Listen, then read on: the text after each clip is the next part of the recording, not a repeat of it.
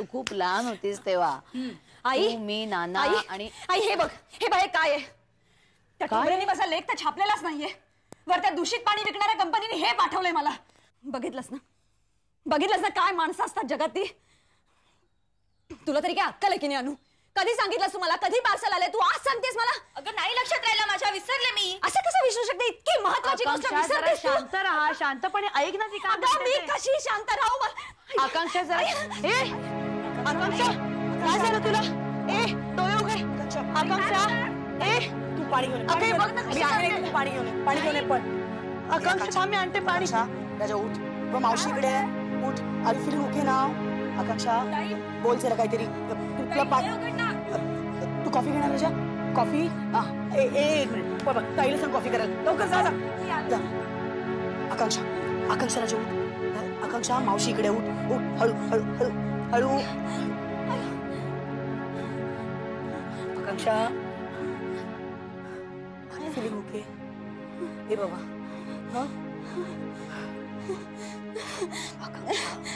अशा अवस्थेत एक्साइट व्हायचं नसतं. You understand? हा बाबा, आपण तुझ्या रूम मध्ये जाऊया. चल चल चल. मी आहे ना. चल चल चल. सावकाश ये. उठ हळू.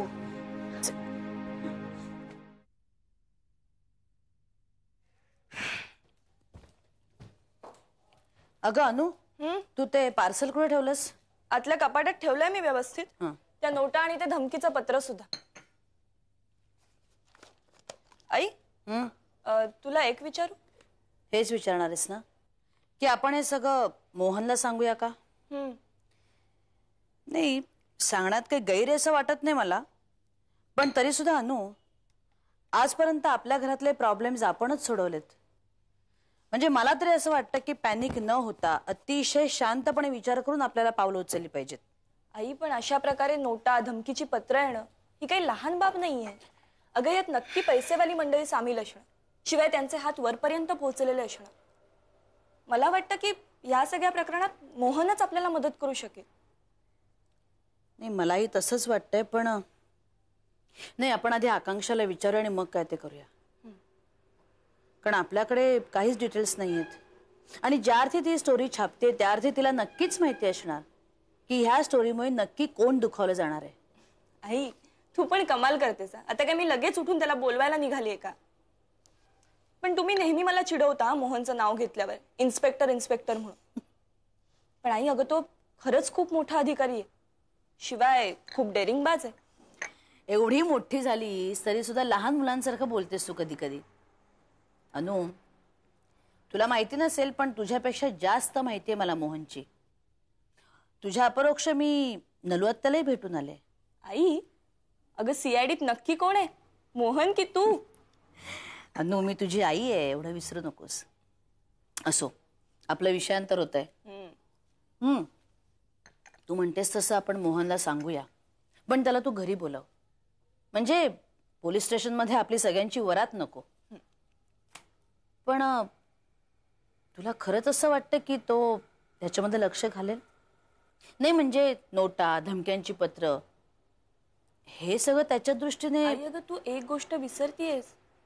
अगं हे सगळं फक्त पत्रकार आकांक्षा जोशीच्या घरात घडत नाहीये, तर तुझ्या कुलगुरू सुधा जोशींच्या घरात घडतंय. या सगळ्या प्रकरणाला अशीच प्रसिद्धी दिली जाणार आहे. मला तर वाटतं ही नुसती सुरुवात आहे. तिची ती स्टोरी छापून येऊ दे, मग बघ.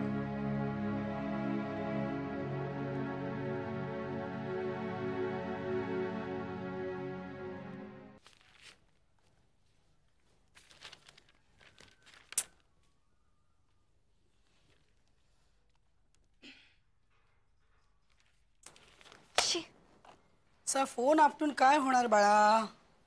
फोन आवडल्यावर तिकडच्या माणसाला फक्त आवाज ऐकू येतो, माणूस दिसत नाही. मावशी उगाच पिडू नकोसा. एक तर हा कधी कुठे वेळेवर भेटत नाही. हॅलो. नाही, ती घरात नाहीये. हो सांगते मी आल्यावर. या अक्षताच्या मैत्रिणींचे ना दिवसाला 1000 फोन असतात. Patience darling, patience. माणसाने धीर धरावा, इतका उतावीपणा दाखवू नये. आणि आपण उतावीळ झालो तरी लोकांना ते कळतं कामा नये. मावशी, मला आपल्या कामाबद्दल चिंता आहे. कधी एकदा त्याला सांगते असं झालं. काय ग, तुम्ही लोक भेटल्यानंतर काय बोलता? तसं सांगणं कठीण आहे. पण का ग, असं का विचारलंस? Generation gap. म्हणजे बघ, कॉलेजमधली सुषमा मी आणि आत्ताची तू अनुष्का. मावशी, पण आपल्या दोघीत खूप फरक आहे. म्हणजे आपल्या स्वभावात. तू सॉलिड बिनधास्त होतीस ना. तुझे सिगरेट ओढतानाचे फोटो पाहिलेत मी. मोहन कसा आहे ग बोलायला? म्हणजे आर्मी मधला सनी आणि पोलीस खात्यातला मोहन यात फारसा फरक नसावा नाही. स्ट्रेट फॉरवर्ड, मनात येईल ते फाडकन बोलणारे. आवडेल मला मोहनला भेटायला, आवडेल. खूप कडक शिस्त असेल नाही? फक्त त्याच्या कामाला शिस्त नाहीये. म्हणजे यांच्या ऑफिसमध्ये मस्टर नाही, वर्किंग आवर्स नाहीत. त्याची आत्या तर म्हणते हा फक्त अंघोळीला घरी येतो. मी जिवंत आहे की नाही बघतो, घरात काय हवा नको ते बघतो की हा गुल. अगं पण एक केव्हापर्यंत, जोपर्यंत त्याचं लग्न होत नाही. एकदा लग्न झालं की बघ, नलू आत्यालाच सांगावं लागेल, अरे बाबा कधीतरी घराच्या बाहेर पड.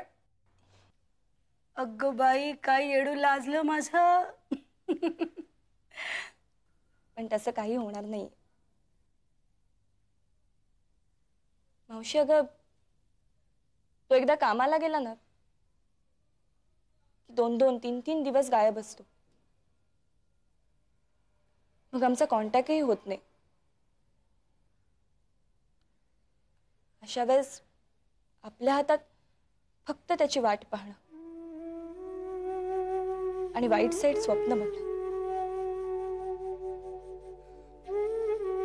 स्वप्नात कशाला, मी त्याला प्रत्यक्षातही गोळी लागलेला पाहिलाय.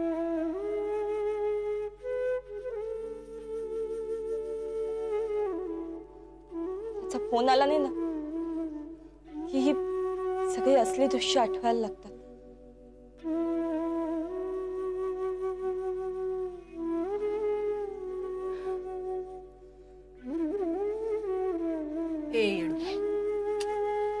हे बघ बाळा, अगं इतकी काळजी करायची नाही. अशा घटना काही नेहमी घडत नसतात. ए पिलू, तू फोन लाव. हे बघ, पहिल्यांदा नाही लागला ना, पण आपण जर मनापासून प्रयत्न केला तर तिसऱ्यांदा फोन लागायलाच पाहिजे. मी सांगते तुला, कम ऑन, ट्राय. बघते.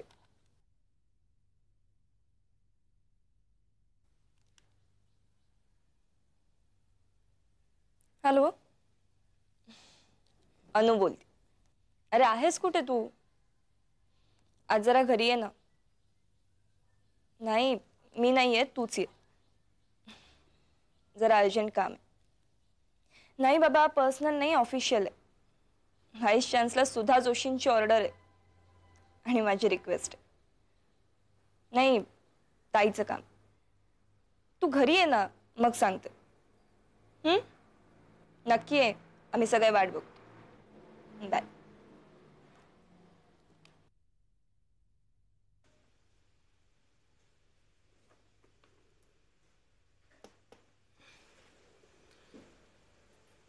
डॉक्टर, तुम्ही काहीच बोलत नाही आहात. अहो, तुमच्यासारखे VIP पेशंट्स असले म्हणजे आमची जबाबदारी आणखी वाढते. म्हणजे रोग तोच, पण आमच्या बाबतीत फी वाढते. नाही नाही, तसं काही नाही. हो, काय आहे की तुमच्यासारख्या पेशंट्सच्या आजारानं, त्याच्या उपचारानं वर्तमानपत्रामध्ये किंवा अशा TV वरती प्रसिद्धी मिळते ना. मुंबई विद्यापीठाच्या कुलगुरू डॉक्टर जोशी अत्यवस्थ हॉस्पिटलमध्ये ऍडमिट. त्यांच्यावर उपचार करणारे डॉक्टर पुराणिक वार्ताहरांना म्हणाले, बरंच झालं की माझ्या बरोबरीनं तुम्हालाही प्रसिद्धी मिळते. पण डॉक्टर, माझ्या बाबतीत मात्र मला काय आजार झालाय हे आपल्या दोघांशिवाय कोणालाही कळता कामा नये. प्लीज. अगदी माझ्या जवळच्या नातेवाईकांना सुद्धा. माझ्या मुली जर तुमच्याकडे आल्या तर त्यांच्याही प्रश्नांना टाळा प्लीज. म्हणजे आमच्यासारखी सरकारी उत्तर द्या. तपासण्या चालू आहेत. अजून 2-3 मोठ्या डॉक्टरांना रिफर करावं लागेल, त्यांचं ओपिनियन घ्यावं लागेल. कुठं कशाला, खरंच तुमचे हे रिपोर्ट्स मोठ्या डॉक्टरांना दाखवणं आवश्यक आहे. We will have discussion. हवं असल्यास आपण आणखी एकदा स्कॅनिंग करूया. म्हणजे काय की करेक्ट डायग्नोसिस झाल्यानंतर आपल्याला ट्रीटमेंटला प्रॉब्लेम येत नाही. म्हणजे आता जी माझी ट्रीटमेंट चालू आहे. हे अगदी बरोबर आहे, अगदी बरोबर आहे. काय आहे की अचानक चक्कर येणं किंवा हातापायांना अशा मुंग्या येणं, श्वास लागणं, पाठीमध्ये अशा वेदना असह्य होणं, या सगळ्याला हळूहळू असा आळा बसेल. काय की ह्या आजूबाजूच्या नर्व ज्या असतात ना त्या थोड्या बधीर होतात. त्याच्यामुळे आपल्याला गुंगी येते आणि मग झोप लागते. म्हणजे ह्या ट्रीटमेंटनं रोग बरा होणार नाही, तर तो बरा होतोय असं मला फील होईल. आणि तो पूर्णपणे क्युअर होण्यासाठी आपल्याला त्याचं मूळ कारण तर समजायला हवं. म्हणजे मग आपल्याला त्याच्यावर उपाय शोधता येईल. डॉक्टर, तुम्हाला असं नाही वाटत आपण मूळ मुद्दा सोडून आजूबाजूचं बोलतोय? मला नक्की काय झालंय, काय डॅमेज झालंय माझं? क्युरेबल आहे की नाही माझा रोग? का मी असंच आयुष्यभर पुढेच जगायचंय, हे सहन करत बसायचंय? You will have to face this. तुम्हाला हे सगळं सहन करायला हवं. हे बघा, हा तुमचा त्रास आपल्याला कमी करायचा आहे आणि त्याच्यासाठी शक्य झाल्यास तुमच्या ती पाठीतली आपण गाठ काढू. नाही, पण त्याला अजून अवकाश आहे. तुम्ही असं करा, तुम्ही मला परवा संध्याकाळी फोन करा. हे बघा, I will do my best. Don't worry. जाओ बाबा, जाओ जाओ, आगे जाओ. खाना मेन मांगते तो 12 बजे के बाद जाओ. अहो पण काय झालंय काय? काय होणार नेहमीच? मग असं कुचकाटासारखं का बोलताय? अहो कुणाशी तू आधी घराच्या बाहेर हो, बाहेर हो. किती दिवसांनी परत येतोयस? बाहेर जाताना सांगायची पद्धतही नाही, कुठे जातोयस, कधी परत येणार आहे. नाही, त्याला वाटलं असेल की तो परत आला की आपण त्याचं स्वागत करू, त्याला राजपुत्रासारखं ओवाळू, सगळीकडे कळवू, लाइटिंग करू, आले बंटी आले म्हणून मेजवाने घालू सगळीकडे. बाबा, तुझ्या त्या उत्तर दिग्विजयानंतर तू दक्षिण दिग्विजय करायला कुठे गेला होतास? विवेकानंद रॉकवर गेला होतास का? आणि तिथे तुला साक्षात्कार झाला असेलच की हे एका सामान्य माणसाचं घर आहे, इथे राहणं हा आपला अपमान आहे. तेव्हा जा बाबा, तू आता जा. जा. जय अंकल. सुनंदाताई,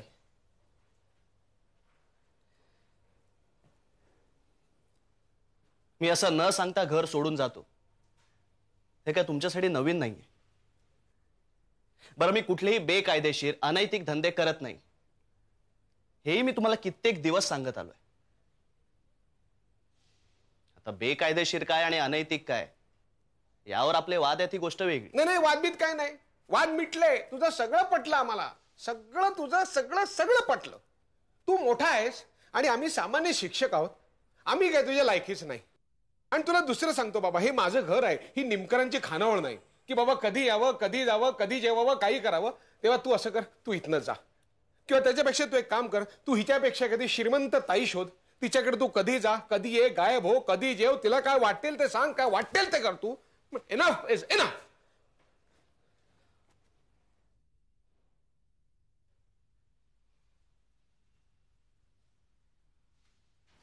ताई,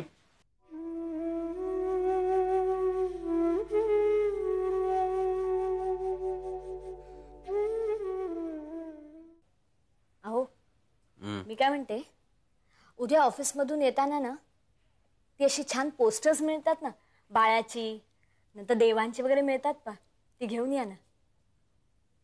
कशाला? अहो कशाला काय, आपल्या रूम मध्ये लावायला. त्याच्याकडे बघितलं ना की मग चांगले विचार येतात मनात आणि मग नकळत चांगला परिणाम होतो बाळावर. हे बाई, सुरुवात आहे आता. तुला सांगतोय ते ऐक, हे बाळंतपण वगैरे आपल्याला झेपणारी गोष्ट नाहीये. हे सांगतोय ते सिरियसली ऐक, विचार कर त्याच्यावर. हा, आई असती तर गोष्ट वेगळी होती. बाळंतपण कोणाचं होणार आहे? माझं. त्रास कोणाला होणार आहे? मला. आता मी त्रास सहन करून जर आई व्हायला तयार आहे तर तुम्हाला सुखासुखी बाप व्हायला काय हरकत आहे? हा, आता हे सगळं एन्जॉय करायचं सोडून तुम्ही फिल्मचे डायलॉग मला ऐकवू नकोस तू. बाय होणं, त्याला त्याचं पालन पोषण करणं ही एकट्या दुकट्याची गोष्ट नाही आहे. ही फार डिफिकल्ट आहे हे सगळं. हा, वाटलं तर आपण एखादी आजीबाई ठेवू तुझं आणि त्या बाळाचं करायला, पण त्याच्यात घरची माया नसेल. ते सगळं वरवरचं. It would be just a duty. हे बघा, पैसे दिले ना की सगळं काही व्यवस्थित होतं. तुम्ही फक्त पैसे द्यायचं काम करा, बाकीचं सगळं मी सांभाळते. आणि आता कृपा करून ऑफिसला जा आणि ऑफिसच्या लोकांचं डोकं खा. घरी बसून माझं डोकं खाऊ नका. हाय शपथ रे. ज्याला म्हणतात ना, एखाद्याचं करायला जावं भलं आणि हे बघ, मी तुला सांगतो आहे, बच्चा पैदा करना, उसको पाल पोस के बड़ा करना, ये इतनी आसान चीज नहीं है. बहुत झालं.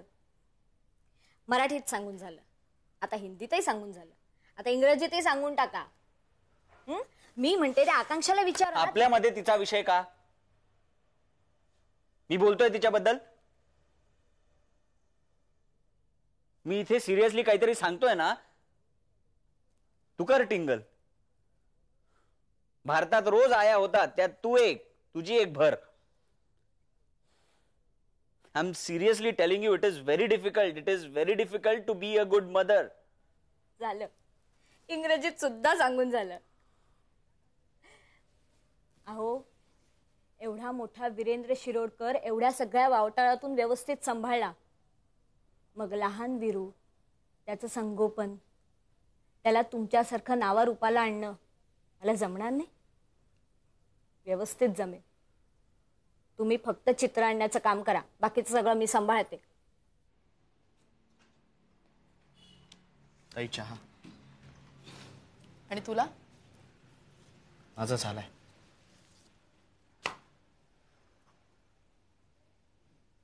झोप नाही लागली रात्री? माझी झोप उडाली. कशानं? आज सकाळी लवकर उठलास. आजची सकाळ म्हणजे नवा सूर्यच घेऊन आले बरोबर. लवकर उठलास, तेही मी न उठवता. आंघोळ केलीस, तयार झालास, देवापुढे हात जोडलेस. काय चाललंय काय?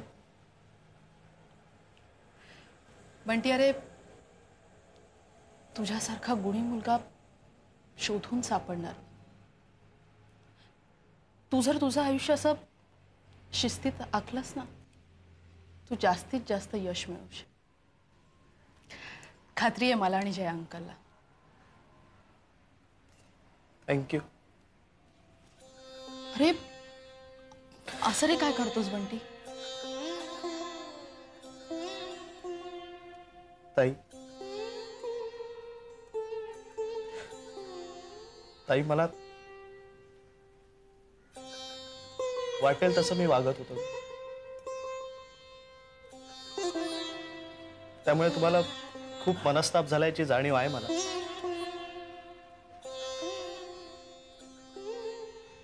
मला आता पश्चाताप सुद्धा झालाय त्याचा.